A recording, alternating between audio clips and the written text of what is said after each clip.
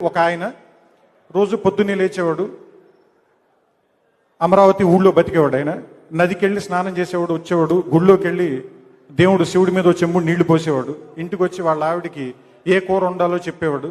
ఆవిడ వండితే తినేసి అరుగు మీద కూర్చుని సాయంత్రం పూట దారిలో వెళ్ళి ఒక ఇద్దరు ముగ్గురు ఫ్రెండ్స్తో కబుర్లు చెప్పేవాడు. ఆ తర్వాత రాత్రి మళ్ళీ వాళ్ళ ఆవిడికి ఏం వండాలో చెప్పేవాడు, అది తినేవాడు. అప్పుడప్పుడు పండగలు వస్తే గుడికి వెళ్ళి భజన చేసేవాడు అందరితో పాటు. సరదాగా స్నేహితులతో కబుర్లు చెప్పేవాడు. ఒక 60 సంవత్సరాలు 70 సంవత్సరాల తర్వాత చచ్చిపోయాడు. ఇంతే కథ, ఇంకేమీ లేదు. చివరిలో ఒక మాట రాస్తాడు, ఇలా బతకడం మాత్రం ఏ తప్పు చేయకుండా అంత తేలిక అని. అంత తేలిక కాదు కదా.